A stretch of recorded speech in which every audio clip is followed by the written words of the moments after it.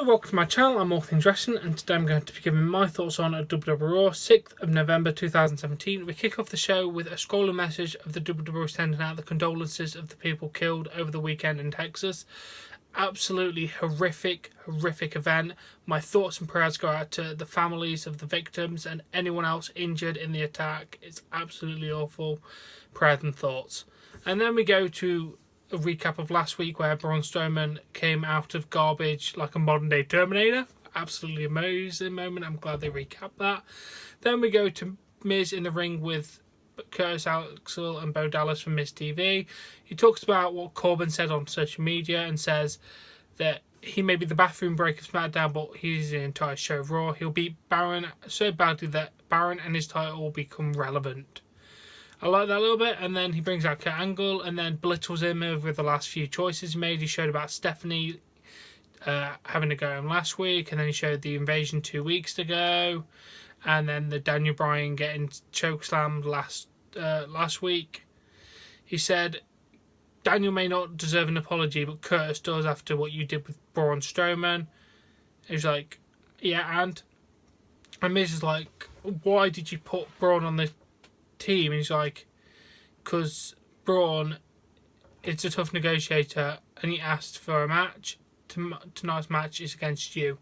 So I said Braun just showed dedication and that kind of thing, just beating the shit out of Miz. So he gets a match against the Miz tonight. So I thought the Miz TV segment was pretty decent. I like how Kurt flipped it on them in the end, which was really good. Pretty decent quality. Curtis Axel was wearing a neck brace because overplaying, obviously, because he only got power slammed a couple of times. But yeah, you need a neck brace for that, don't you, dude? And then we see Elias in the ring. He doesn't have his guitar, but he has a microphone because his guitar is on the pole, because it's a guitar on the pole match next. He talks about he's written a special song. He teased singing some other songs, but then he sung about how he didn't like Manchester. And then we had the Elias vs Jason Jordan, a guitar on the pole match. Jordan with an overhead belly to belly suplex. He grabs a guitar and hits Elias on the back to break it. Yeah, that was fair enough. I kind of hoped Elias would go over in this. Kind of. I'm not that sold on Jason Jordan, but I'm a lot more sold on Elias. But they did what they did. He got a bit of retribution, even though Elias has been the one being tormented by Jason Jordan here. Is he heel? Is he face? I don't know. I'm confused what's going on. But either way, Elias is better. But whatever. And then we are back. Angle checks his phone. Cesaro and Sheamus come in and they said, how could you make Alexa and Miz defend the titles but not Dean and Seth? And then Kurt just says, if you wanted a match, just man up and ask. And then they're like, yeah, we want a match and to get the titles. And he's like, yeah, sure, you can have it tonight. Sound out then, lads. I liked it. I like how he's like, you know what, if you don't ask, you're not getting. Come on, guys, be serious. You don't kind of manipulate me. Just ask for your title match. I liked it. Then Asuka versus local talent Stacey Coates. Asuka with a Tiger Bubba Bomb, and then Asuka locked to force her to tap out. Decent enough match. Asuka looked very strong, and that was the whole point of it. And then Alicia's in the back, and she said she's ready for the Love Boat. And then she said Asuka is on Team Raw, which is sound. That's going to be amazing. Then Titus O'Neil and Apollo Crews is in the interview area.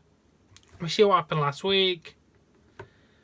Titus said last week wasn't fun at all. He had his eyes set on helping his friend Apollo. Tonight he has his eyes set on Samoa Joe. He said Joe is in for trouble tonight. As Elias and Apollo Crews make the way to the ringside, Samoa Joe attacks him, throws Apollo Crews off the stage, and then applies a kick and clutches Titus on the ramp. Samoa Joe then takes a mic, gets into the ring and said, doesn't matter if you're big and powerful as Titus or have the athleticism of Apollo Crews. If you stand in his way, he'll put you down. He said, if anyone wants to prove him wrong, come down because he's not done yet. That overall little portion of the interview, and then the attack was really good. Titus worldwide got proved wrong immediately, which was good. I like them though, so I hope they go somewhere. And then Balor makes his way out to challenge Samoa Joe. The match was fairly decent. Balor with a plancha onto Joe. Balor with forearms, with Joe with a move Balor onto the ramp, and the referee counted 10. The fans were not impressed with that. I wasn't impressed either. After the match, Balor's punches, Joe and Balor continued to fight on the ramp. Security come down, break him up. Angle comes down and says, this is just exactly what I need to see for Team Raw. Both of you on Team Raw. And then Balor with the flying forearm off the stage onto Joe. Fairly decent. The match was alright. I think they're teasing for it to happen again at some point. I think that's why they didn't give us all now. But either way, I'm intrigued, and Team Raw is looking decent for the pay-per-view. And then Miz is pacing in the back. Bo tells him to let it go. And then he starts saying that Braun's just flesh and bone. Bo says he can do this. Curtis said he's never been manhandled like this before. He said he's not human, he's a monster among men. And then he looks at Miz and he's like, Miz, if you're not afraid, then I'm not afraid either. Let's do this. Which was nice. He finally got his backbone. But will it last? Who knows? And then Kurt Angle is trying to call Daniel Bryan, but he leaves him a voicemail. Jason George enters. And then Kurt's just like, you've made great strides as a single competitor. I need someone on this team I can trust. You are the 5th member and the final member of Team Raw. They hug, and then he said he won't let her down. Nice segment. I'm glad that Jason Jordan's on there. Probably could have put Matt Hardy on there instead, but what are you going to do? I just happen to like the Hardys. And then Bayley and Sasha in the interview area. They talk about the match against Nia Jax and Alicia Fox. Bayley says that Alicia tries to act differently, but she will not leave them off the team. Bayley reminds them that she led them to victory last year. Bayley said that Alicia is blinded by a new toy, but Bayley said that it's time to show Alicia on the biggest stage no one shines brightly as they do. Fair enough. I like it. They're trying to get the point across that they should be on Team Raw. Bayley is sent over the top rope, but she pulls Nia Jax with some help from Sasha. Alicia with a roll-up for an airthrow, Nash with a bank statement, and Alicia taps out. After the match, Alicia says Sasha Banks needs to be on her team. She said that she wants Sasha on the team. You're on the team, but she never said Bayley.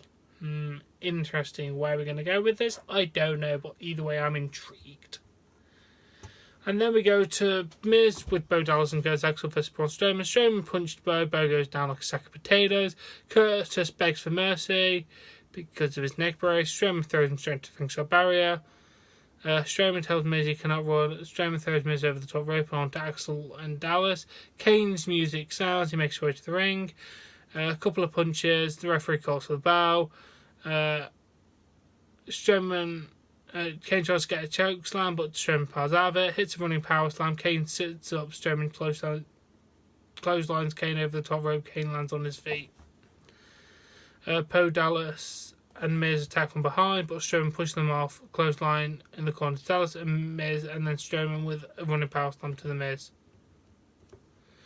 Overall, a decent segment. We can tell we're building massively towards this Braun Strowman-Kane rivalry, which I like. This is going to put over Braun Strowman even more, which is lovely. The Miz Taraj didn't get too much of a rub here, but Miz didn't actually lose, so that's the main thing. Then Renee Young is in the interview area with Dean Ambrose and Seth Rollins. She asked them about the tag titles match tonight. They just made a couple of references to England with a few pints and fish and chips. They said that they will prove to the Usos that they are the best team. They said no one wants Cesaro and Sheamus to win. They ain't going to win. The Shield is a real bear. Liked it. They put them down a little bit, which was good. Overall, it was a decent segment. The Shield are very good talkers. And then Enzo Amore makes his way to the ring, cuts the usual promo, talking about Kalisto, and talked about a story on how no one likes Kalisto. While he continues talking, the announcer showed excitement for Enzo's ranting. Not a lot of positivity. Kalisto's music plays. He makes his way to the ring, takes the seat ringside. Enzo talks to Kalisto and he's interrupted by Pete Dunne's music. Kurt comes out and says it could be the Cruiserweight versus the Bruiserweight. Oh yes. Pete Dunne versus Enzo Amore. Enzo used the rope for leverage. Kalisto lets the ref. Enzo yells at Kalisto for telling the ref. Done with a forearm, followed by a bitter end for the 3 count. After the match, Kalisto's celebration was done.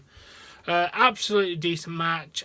I'm glad to see Pete Dunne. I love Pete Dunne. It's nice to see him getting a bit more screen time. Thank God. And he made Enzo shut up for a minute, so that's even better.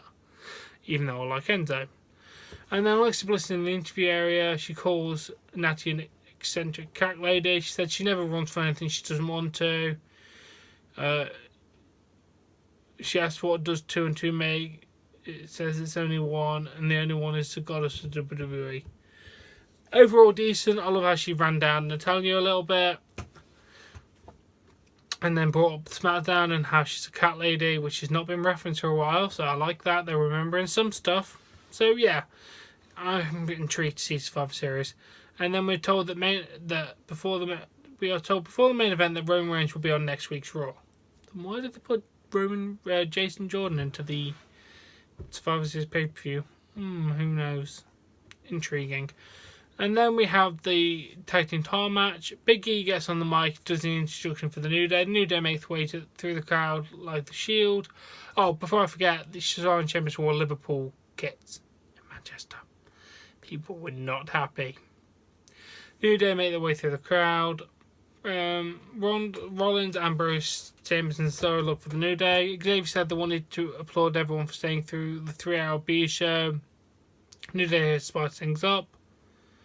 Kurt Angle walks in the back, gets his troops ready for revenge.